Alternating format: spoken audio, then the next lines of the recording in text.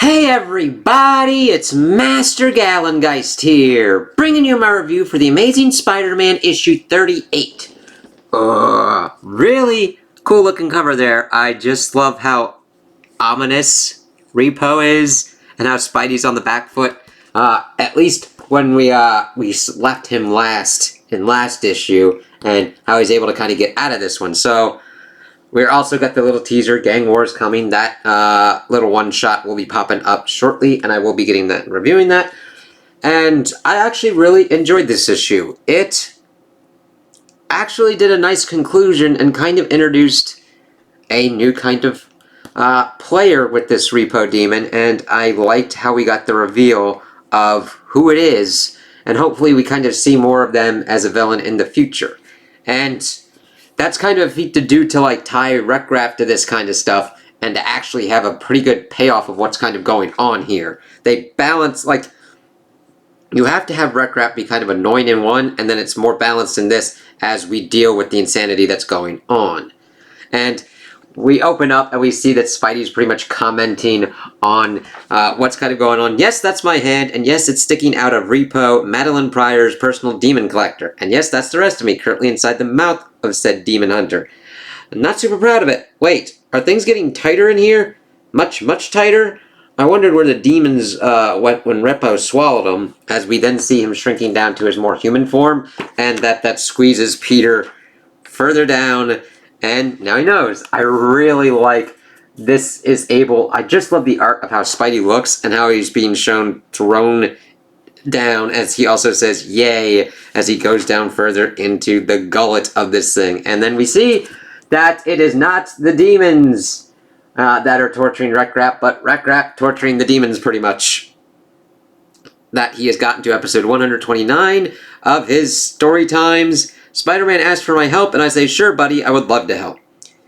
You'll remember Dr. Octoball had been swallowed by the demon named Repo, and I hope you like your tales twisty, big believers, because Doc Bollock found himself in a place not quite Earth and not quite Limbo. Dear sweet holy God, he's telling my own story back to me. Please, we know this part. This may have been Kraken's last hunt. They're like, how they're just broken by Rec-Rap is, like, amazingly executed for me. Like, I love Doc Octoball being like, dear sweet holy God, he's telling my own story back to me. Like, Pete had that kind of stuff of trying to deal with Rec-Rap, and it's like, oh my God. Like, I find it funny that they wanted to fight him, and then when they can't really fight him, or they just don't want to, they are just tortured by him. What the hang was it? And then we see Pete sploot it out. It's you, Spiderific, Rec-Rap. Oh no, you guys, no, it's cool. We just want to help. Help get Rec-Rap the hell out of here. It's like, just get him out. Get him away from us. Please. Oh, good, because Repo has Randy. We have to go now. It's all gonna work out just tasty, my webman. We have hours for days. Time takes longer down here. Wait, how long have you been down here talking to these guys? A long time. I'd cry, but I'm all out of tears. It's like, sweet Jesus. It takes a lot of work for me to feel for these kind of, like, Insidious 6 demons, but after having dealt with Rec-Rap last issue, and then seeing them after having to be there with him that long, it's like, oh God. I thought my secrets were so important, but no one ever pried, no one ever asked. No one cared how I got them to pay, only that they paid. And all this was my interest, a little treat just for me. Peter's debt, the principal was his, but I'm going to show you just how interesting interest can be.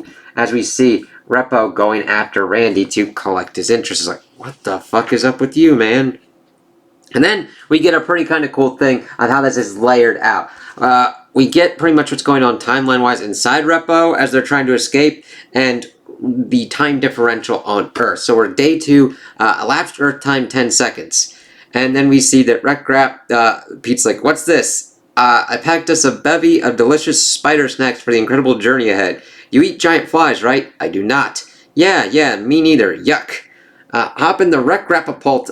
Hop in. The Rec-Rapapult is ready. Rec-Rap, there's something I've got to say. You ate the name? No. Well, yes, but you tried to warn me about Repo. You were right. I should have trusted you. You're a good crime fighter, Rec-Rap. Want you to know that I want you to know that, no, I see that. And that's actually a pretty big thing for Pete. It's like, yeah, there's something going on with Repo, and Rekrap had a good hunch on it. It's like, wow, and that's the thing. Pete will call himself out on things like that. Now, granted, we haven't really seen much of that with the whole Paul situation. I mean, he does acknowledge that he should have probably not done everything that he did, but he was under time constraints. You know what I mean? It's that balancing kind of act. Then Rekrap's, really? You have no idea how much that means to me. Anyway, say sprang! And he just launched themselves out. I do like that Rekrap's like, you don't know how much that means to me. And I think Pete does understand to a certain extent. That's why he goes out of his way to say those kinds of things to people. So then we get back to Earth.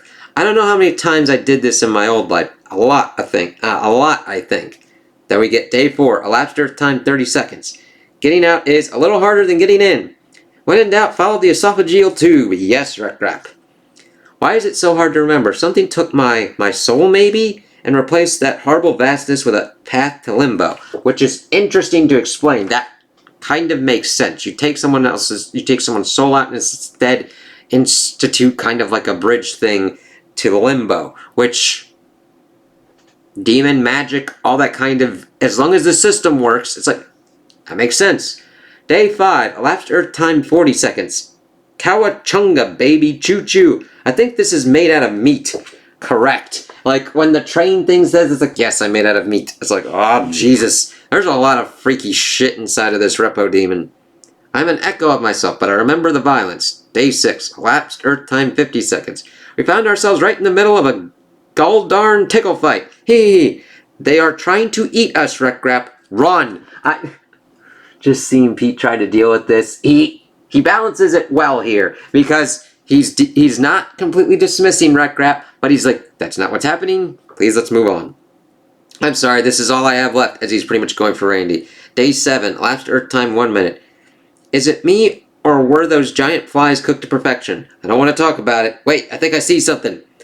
Time to pay, as he then starts going, and then they are able to get themselves vomited out and just seeing them splatted out. I do love how the panels are done here, as you see them kind of interspersed, not in your typical kind of like blocks, but done vertically. It just really lends a nice flow of progression between Earth and inside Repo, and then also when they get out. I was right, you just had to stick your head in. I don't want to talk about it. Poor Pete. But he had to get out to help Randy. At least give me a classic Parker Pete man quip. Randy, hilarious. As Repo's like, oh. It's like, yep. And then Spidey's like, are you okay? I'm good, man. Look out. This is all for nothing. You can't avoid your debt. Debt? What is this debt you keep talking about? And then we see the face, and it's the debt collector dude that was coming after Pete. I didn't expect that one. Now, granted, Repo Demon, I probably should have, but I do like it's like, oh, that's kind of cool. New kind of villain kind of thing. I'm good with this. And connecting it to Peter like that because of his medical bills and everything, very interesting. His face, why didn't I notice before? That's the collections agent. The guy who hounded me about medical bills after I was poisoned by the UFOs. In Amazing Spider-Man 876. I haven't seen him since Limbo attacked New York. I thought maybe he got scared off. But now it's clear whatever happened was much, much worse. Seen in Amazing Spider-Man 908. And I do remember that, but I didn't know that this is what they kind of did to him with his soul and everything. Ah, you see who I am now, yes? You see that you must pay. Sure. Let me just grab my checkbook. Your money is no good here. Swallowing you whole didn't work. So now I'll bite you in half. This calls for classic quip. Randy! As Rekrap shoves the fucking sofa couch into the Repo Demon's mouth. And Rekrap's quips need work, but I think shoving a giant, like a couch inside of his mouth kind of works out. How was your pre-dinner couch? All things find their end in the maw of Repo. Is that right? You just gave me an idea. And this is kind of genius for Peter. Not that he isn't one, but it's just really good thinking on his part.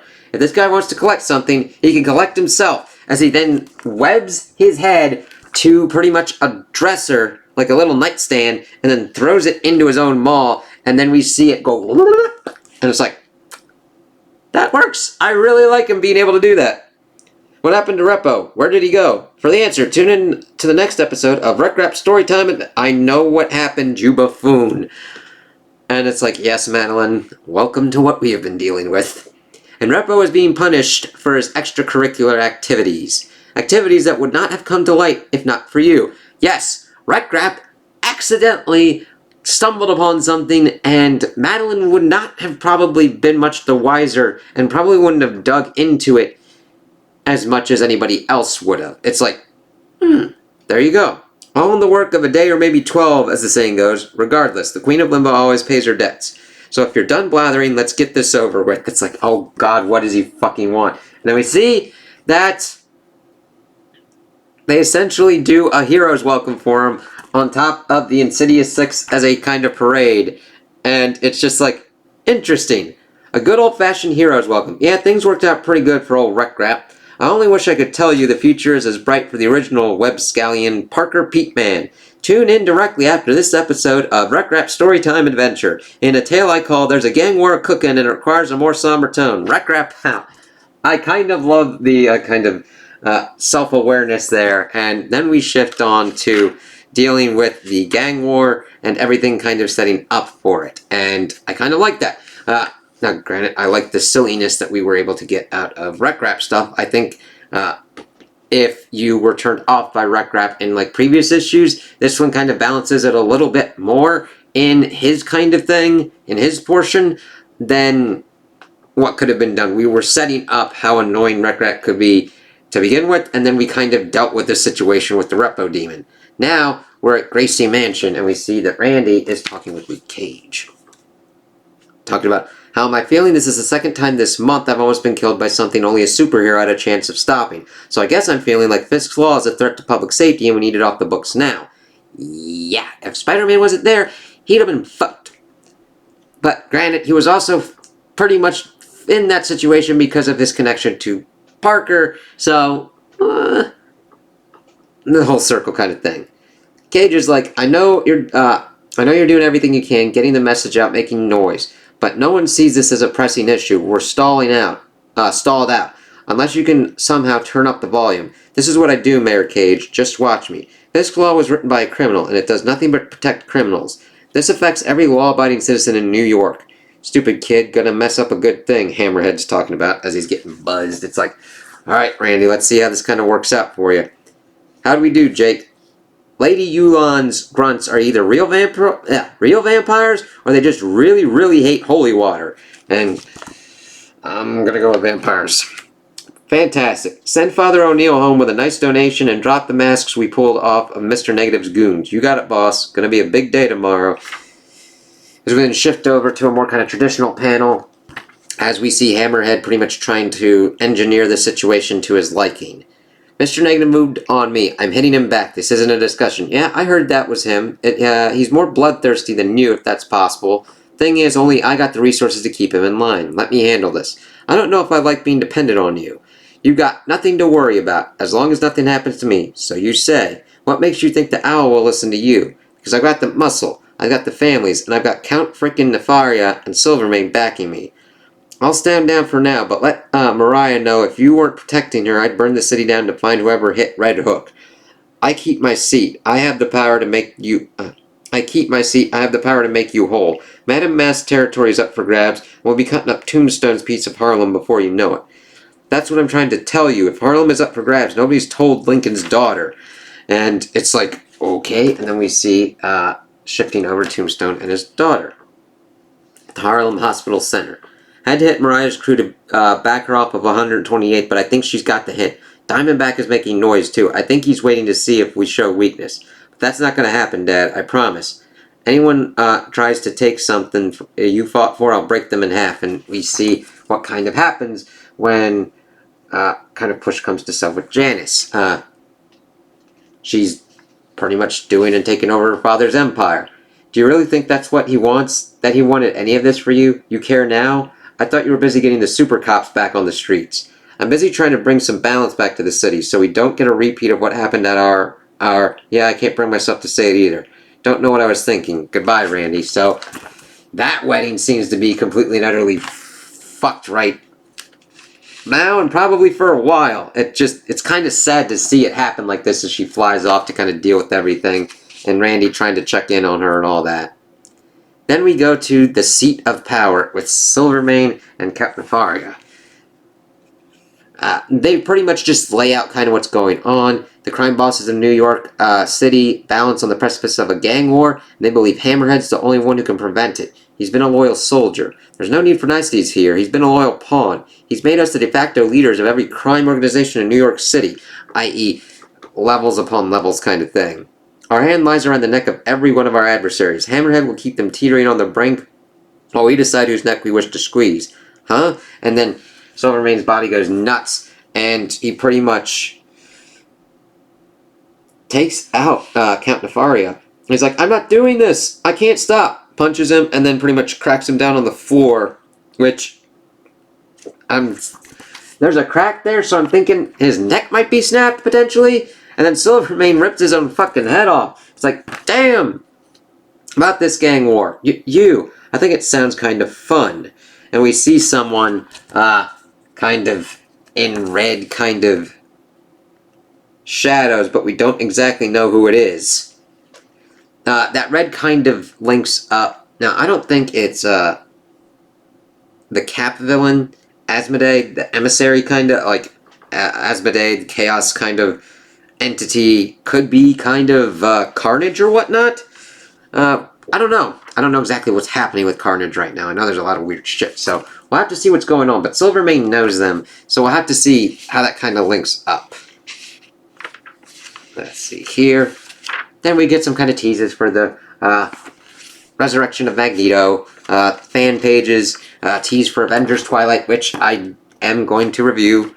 So it'll be interesting to see how that kind of works out. And we see that the next issue will be the Gang War First Strike, followed by issue 39 of what's going on with the Gang War. So I will, like I said, I will be getting the First Strike and reviewing that. And since it's just kind of a one-off and not like they're not portioning this out completely like a series, we will have to see how that kind of works out. I do like that there isn't like a centralized one, so that way, and but it's also weird that it's spread across so many kind of books. I wouldn't have minded if this was just a Spidey event that utilized other kind of heroes, and that they would probably touch upon it in their respective issues. We'll see how that kind of goes. But I overall really enjoyed this issue. I think it did a nice job of utilizing most of it of wrapping up Wreck Rap's Repo Demon thing.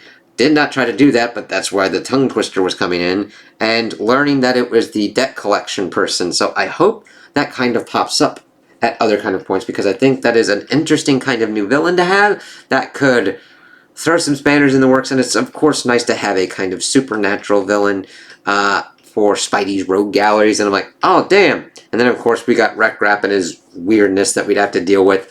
I think used sparingly, Wreck Rap works pretty well. Now, if you don't agree with that, I completely understand. He is very much a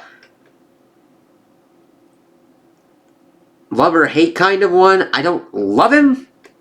I more tolerate him and understand what kind of good use he can get out of it, but I could definitely understand why people would hate the motherfucker. So, trust me, I get it. And I do like that we also got everything kind of linking us up and getting ready for the gang war, getting ready for the one-shot, and get ready to move into what's going on. We see that Silvermane and Nefaria were thinking that they were the ones behind it, and actually we got somebody else coming into the mix. So we'll see how that kind of throws Hammerhead for a loop, what kind of works out here, and how Spidey and the heroes are going to be able to kind of get this under control. This could be something that Luke Cage would be able to use to his advantage to take out Fisk's Law, because a gang war is going on, and if superheroes are involved for helping and stopping this going on, it would be able to probably give him enough public support to remove that and get us back to a normal kind of status quo in New York City. We'll have to kind of see, but I'm along for the ride. So, those are my opinions on the issue. Tell me what you guys think in the comments below. If you liked it, if you didn't like it, if you agree with me, if you disagree with me. Also like and subscribe, and I hope you have a good day.